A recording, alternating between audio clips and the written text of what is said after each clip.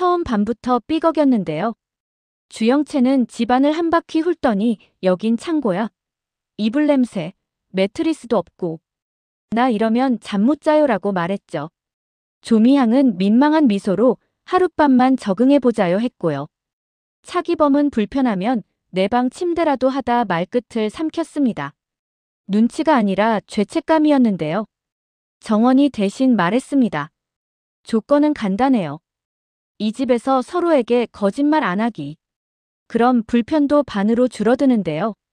주영채는 혀를 찼지만 손수건으로 창틀 먼지를 닦기 시작했습니다. 싫어도 오늘은 살아야 하니까. 한혜라는 새벽에 깼습니다. 수아가 살아있다는 말이 귀에서 울렸고 조미향이 정원은 내가 입양했다라고 둘러댄 표정이 계속 떠올랐거든요. 혜라는 윤비서를 불러 병원 기록, 출생신고 누락정정 이력, 수목장 자료까지 다시 끌어오라 지시했습니다. 이번엔 변호사가 아니라 내가 직접 읽을게요. 그 말이 조금 달라졌습니다.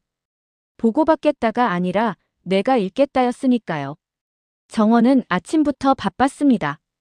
전날 기자에게 흘린 건양 내부의 익명 비방 계정 운영 단서가 기사 메인으로 떴고 댓글 창에 회사와 가정의 싸움을 외주준 셈이라는 촌평이 붙었거든요. 정원은 기자와 단 한 줄만 더 조정했습니다. 실명 원칙이 조직의 건강을 지킨다. 자기 주장을 기사에 얹으려는 게 아니라 원칙을 앞으로 보내려는 선택이었죠. 동시에 디자인실 공지 초안을 고쳤습니다. 출처 표기 의무를 1번에서 0번 조항으로 격상하고 위반 시 라인 배제까지 명문화했습니다. 싫어도 좋아도 규칙부터 지키자요. 주하늘은 검찰과의 연락을 마치고 정원 집을 찾았습니다. 주영채가 팔짱을 끼고 또 증거예요? 라고 냉소를 던졌는데요. 하늘은 짧게 기록이에요 라고만 답했습니다. 그 말은 싸우자는 말이 아니라 버티자는 말이었습니다. 하늘은 구실장 측 익명 게시글 서버 이동 흔적을 캡처한 서류를 정원에게 보여줬고 정원은 고개를 끄덕였습니다. 이건 제가 들고 있을게요. 제 이름으로 쓴 규칙 뒤에 붙여둘 거라서요. 영채가 눈살을 찌푸렸죠. 내가 선이면 난 뭐가 되는데? 정원은 솔직하게 말했습니다. 선 긋는 사람요. 같이. 진세훈은 그날도 말의 일관성으로 사람을 봤습니다. 어머니는 수아의 생존을 확인하겠다며 절차를 밟자고 했고 정원은 오늘 공장부터 돌보자고 했습니다. 둘 다 맞는 말이었는데 한쪽은 과거의 빈칸을 채우려 하고 다른 쪽은 현재의 빈틈을 메우려 하더라고요. 세훈은 회의실에서 임원들에게 선언했습니다. 가족 뉴스가 회의 안으로 들어오지 않게 하겠습니다. 대신 회의 밖에서의 발언은 실명으로만 허용합니다. 누가 시켜서? 라고 묻자 세훈이 짧게 웃었습니다. 제가요. 그 시각 공난숙은 구실장에게 질렀습니다. 그 애를 왜 정원 집으로 보냈어? 감시가 안 되잖아. 구실장은 익명 계정 물량을 늘려 프레임을 바꾸자고 했고 난숙은 고개를 저었습니다. 이젠 양이 아니라 결. 한 줄의 결이 무너지면 판이 가라앉는다. 난숙은 기자에게 미담을 던지며 주영채 요양 재개 카드로 동정을 끌고 싶었지만 영채는 정원 옆에서 디자인실 공지 사진을 자신의 계정에 올려버렸습니다. 오늘부터 이름으로 일합니다. 해시태그 하나가 난숙의 계획을 조용히 뒤집었죠. 첫 번째 클라이맥스는 점심 이후에 왔습니다. 디자인실에 낯선 꽃바구니가 들어왔는데 카드에 딱 한 줄. 건양의 진짜 디자이너에게. 팀이 술렁였고 정원이 꽃을 통째로 복도 공동 라운지로 옮겼습니다.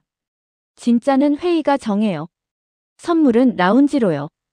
그 장면을 영채가 가만히 지켜보다가 갑자기 함께 거들었습니다. 물은 내가 갈게. 둘이 나란히 화병을 옮기는 모습이 묘하게 팀의 긴장을 풀었는데요. 그때 세훈이 나타나 두 사람에게 말했습니다. 고맙습니다. 오늘은 숫자보다 물이 더 중요했네요. 짧은 유머가 공기를 살렸고 카톡방의 조롱 몇 줄이 조용해졌습니다. 두 번째 클라이맥스는 한혜라에게서 터졌습니다. 헤라가 조미향을 조용히 불러 정원이가 내 딸이냐고 물었는데요. 조미향은 시선을 피하지 않았습니다. 부회장님, 전 그 아이를 키우겠다고 마음먹었어요. 그래서 거짓말도 했고요. 근데 오늘은요, 더 못 속이겠어요. 허공이 아주 잠깐 멈춘 것처럼 조용해졌고 헤라는 눈을 감았다 떴습니다. 그래요. 오늘은 나도 속이지 말자. 그 말 뒤에 사과가 바로 나오지 않았다는 점이 중요했는데요. 헤라는 사과를 급히 쓰지 않는 법을 배우고 있었습니다. 오래 쓰고 오래 책임지려면 숨 먼저 고르는 게 맞았거든요. 세 번째 클라이맥스는 여론에서 역전이 일어나는 지점이었습니다. 정원의 실명 공지와 영채의 동해 게시가 포털 실시간에 동시에 올랐고 댓글 분포가 처음으로 둘 다 일하자로 기울었습니다. 누군가 며느리의 쿠데타라며 자극적인 제목을 붙였지만 더 많은 사람들이 원칙을 내놨다는 쪽에 표를 주더라고요. 난숙은 이때 조용한 무응답으로 버티려 했는데 구실장 차량의 병원 보관고 근접 로그가 커뮤니티에 퍼지며 프레임이 뒤집혔습니다. 난숙의 미담은 흔들리고 구실장의 그림자는 짙어졌죠. 저녁, 차기범은 오래 붙들고 있던 봉투를 정원에게 건넸습니다. 오래전 병원에서 받은 각서 사본이었고 구겨진 구석마다 그의 비겁함이 붙어 있었습니다. 아버지가 그때 정원이 말을 끊었습니다. 오늘은요, 누구 탓 말고 우리 집부터요. 여긴 내가 정리할게요. 기범은 고개를 끄덕였고 조미향은 부엌에서 끓이던 국을 불을 끄며 밥은 제가 정리할게요라고 웃었습니다. 사소한 문장이 집을 세우더라고요. 마지막 클라이맥스는 아주 작은 소리로 왔습니다. 밤 11시 정원집 초인종이 울렸고 봉투 하나가 놓여 있었습니다. J. W. 팔찌 수리 영수 증사본 날짜와 각인이 살아있었고 접수인 서명은 흐릿했지만 성의 초성이 H로 시작했습니다. 주하늘은 확대 사진을 보며 잠깐 숨을 멈췄고 정원은 손끝으로 종이 모서리를 눌렀습니다. 내일은요, 이걸로 말해요. 감정도 고발도 전부 기록으로. 주영채는 고개를 끄덕이며 천천히 말했습니다. 그리고 오늘은 여기서 자볼게. 침대 없이도. 그 밤 한혜라는 드레스룸 불을 끄며 휴대폰에 메모를 남겼습니다. 내 딸을 뒤에 세우지 말 것. 오늘부터 옆. 그리고 하나를 더요. 진태석에게 내일 통보 가정과 회사 분리 사적 개입 금지. 전송 버튼을 누르기 전에 거울을 받고 거울 속의 한영순이 아주 조용히 고개를 끄덕였습니다. 그래, 오늘은 숨지 말자. 아침이면 또 누군가 먼저 말문을 열 겁니다. 이번엔 수치가 아니라 원칙으로, 감정이 아니라 책임으로요. 차정원은 실명으로, 주영채는 동의로, 한혜라는 고백으로, 진세훈은 선언으로, 주하늘은 기록으로, 조미향은 상식으로, 차기범은 늦은 용기로 들어올 텐데요. 공난숙과 구실장은 선택으로 들어오겠죠. 그리고 진태석은 또 계산할 겁니다. 다만 오늘만큼은 계산이 결론을 이기지 못할 거라는 걸 모두가 어렴풋이 알았습니다. 이유는 단순했습니다. 드디어 이름들이 제자리에서 자기 목소리로 말하기 시작했으니까요. 그날 아침 초인종 봉투 하나가 건양과 더 크라운 두 집안의 시간을 동시에 멈추게 했거든요. J. W. 팔찌 수리 영수 증사본이라는 4줄짜리 종이가요.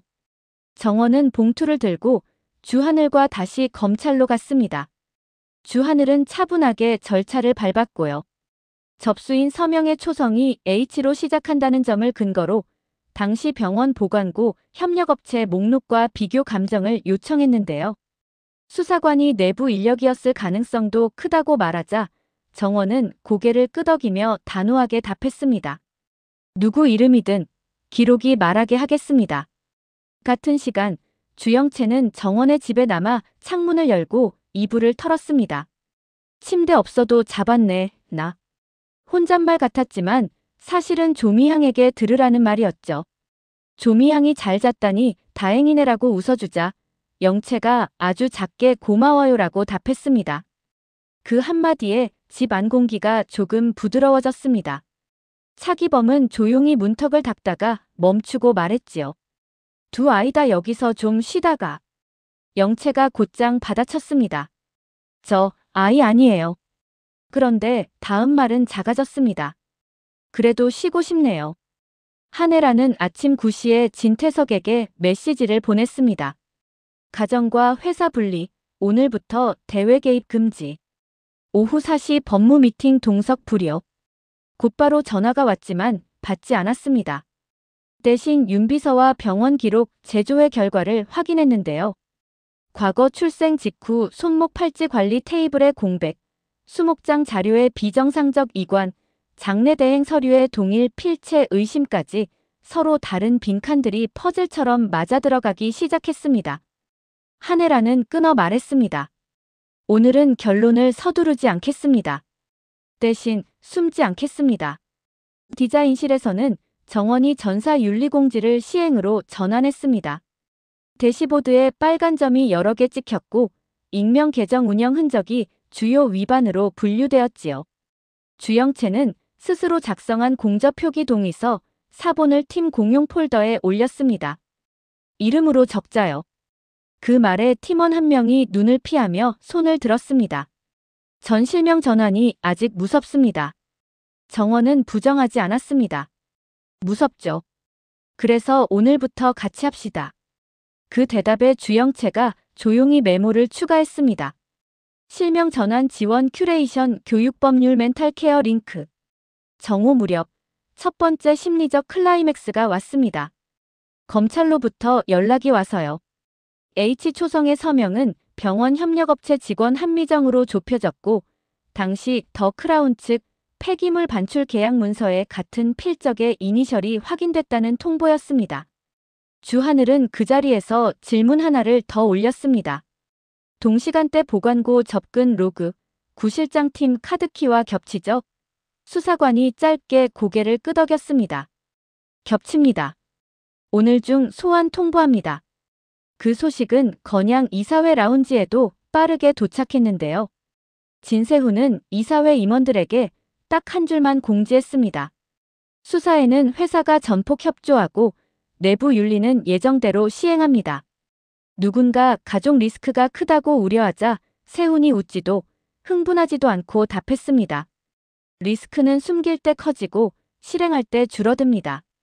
이 간결한 문장이 오늘 회의의 바닥이 되었습니다. 오후 2시 더 크라운 내부에서는 반대로 심지가 흔들렸습니다. 구실장이 긴급 소환 통지를 받자마자 외부 조작설 문안을 더 올리려 했고 공난숙은 그 순간 문서를 내려놓게 했습니다. 지금 필요한 건 말이 아니라 침묵이야. 그러나 침묵이 전략이 되려면 버틸 만한 근거가 있어야 하거든요. 난숙의 눈동자에는 처음 보는 피로가 비쳤습니다. 내가 내 이름을 믿을 수 있을까? 그 짧은 속말이 유리컵처럼 흔들렸습니다. 오후 3시 디자인실 파일럿 샘플 리뷰에서 작은 반전이 일어났습니다. 정원 라인의 약속을 읽는 옷에 팀원이 자발적으로 핏 수정을 제안하고 그 제안을 영채가 즉석에서 반영했습니다. 여기 스티치 각도, 내가 말한 틀렸던 흔적 그대로 살려요. 그게 정원 거니까. 순간 정적이 흐르다가 박수가 일었습니다. 결과 중심의 영채가 과정을 인정한 첫 순간이었거든요. 그 장면을 세훈이 멀리서 보고 한 줄을 모바일 사보에 올렸습니다. 결과는 숫자로, 과정은 이름으로 적용, 이제 시작. 오후 4시 법무 미팅에 진태석이 끝내 들어오지 못했습니다. 한혜라는 문 앞에서 윤비서에게만 말했습니다. 전 오늘 제 이름으로만 말하겠습니다. 법무팀은 내부 고발자 보호 프로토콜을 가동했고 황 실장이 조건부 면담을 제안해왔지요. 제가 알고 있는 선에서는 협조하겠습니다. 태도가 바뀌자 구 실장은 홀로 남았습니다. 공난숙에게 전화를 걸어 지금 말해도 늦지 않았다고 했지만 난숙은 답하지 않았습니다. 대신 오래된 다이어리를 펼쳤습니다. 아무 일도 없었다고 써둔 페이지가 칼로 그은 자리처럼 눈에 밟혔습니다. 해질 무렵 두 번째 클라이맥스가 정원 집에서 찾아왔습니다. 초인종 대신 문을 두드리는 소리가 났고 낯선 여성이 서 있었습니다. 한미정입니다. 예전 병원 협력업체에 있었고요. 팔찌 영수증. 제 서명이 맞습니다. 한미정은 떨리는 손으로 메모를 내밀었습니다. 당시 상부 지시로 일괄 수리이관. 반출 전 최종 확인자 HJ. 모두가 동시에 같은 이름을 떠올리지는 않았습니다. 누군가는 황 실장을, 누군가는 한영순을, 또 누군가는 전혀 다른 이니셜을. 정원은 서두르지 않고 적었습니다. 감사합니다. 오늘은 진술서로, 내일은 보호 절차로 모시겠습니다. 조미향이 따뜻한 차를 건넸고 한미정은 그제야 어깨를 놓았습니다. 오늘 말하려고 몇 년을 겁만 먹었네요. 그 시각 주영채 휴대폰에도 메시지가 왔습니다. 발신인은 공난숙. 집으로 와라. 아무 일도 없었다. 엄마가 다 해결한다. 영채는 메시지를 오래 보다가 정원에게 보여주었습니다. 이 말, 내가 평생에 가장 많이 들은 말이에요. 정원은 휴대폰을 천천히 뒤집었습니다. 그럼 오늘은 우리가 다른 말을 합시다. 있었다고요. 영채가 고개를 끄덕였습니다. 있었다. 오늘은 그 말로 버틸게. 저녁 8시 세 번째 클라이맥스가 회사 로비에서 일었습니다. 사내 익명 계정 운영 의혹을 받던 직원 2명이 실명으로 사과문을 올렸고 공지 게시판 상단에는 실명 전환 지원 프로그램 링크가 고정됐습니다. 우리가 올린 말, 우리가 책임지겠습니다. 댓글 창 분위기가 바뀌었고 이제 일합시다라는 단문들이 상단을 채웠습니다. 숫자가 아닌 말이 조직을 움직이는 드문 순간이었습니다. 밤 10시 마지막 클라이맥스를 예고하는 전화가 왔습니다. 검찰 담당 수사관이 짧게 말했습니다. 내일 오전 9시 더 크라운 건양 동시 소환. 구 실장, 황 실장, 그리고 참고인 공난숙, 한혜라. 통화가 끝나자 모두의 방에 서로 다른 침묵이 내려앉았지요. 한혜라는 메모를 접고 아들에게 문자 한 줄을 보냈습니다. 세훈아, 내일 나는 내 이름으로 말할게. 세훈은 즉시 답했습니다. 어머니, 저는 이름들 사이에 서 있을게요. 자리 말고요. 그 밤 정원은 창가에 서서 혼잣말을 했습니다. 침대 없이도 잤고 이름 없이도 살았고 거짓말 밑에서도 버텼는데요. 내일은요. 제 이름으로 눕고 제 이름으로 일어나겠습니다. 주하늘이 짧게 웃었습니다. 기록이 침대가 되어주면 좋겠습니다. 조미향이 그 말을 받아 밥은 제가 할게요. 기록은 당신들이 하시고라고 했고 차기범이 쑥스럽게 설거지는 내가라고 덧붙였습니다. 사소한 분담이 집을 세웠고 그 집이 다음 날의 쉴 곳이 되었습니다. 그리고 마지막 질문 하나를 남기고 오늘의 이야기를 닫겠습니다. 내일 아침 동시에 불러지는 4개의 이름 공난숙, 한혜라, 황 실장, 구 실장 그 4 이름 가운데 누가 먼저 있었다고 말할까요? 먼저 말하는 사람이 무너질까요? 아니면 먼저 서게 될까요? 확실한 건 하나뿐입니다. 이제는 거짓말이 아니라 기록과 이름이 문을 열고 사람을 세운다는 사실입니다. 그래서 모두가 압니다. 내일 문턱을 넘는 첫 발자국 소리가 이 싸움의 다음 주인이 된다는 것을요.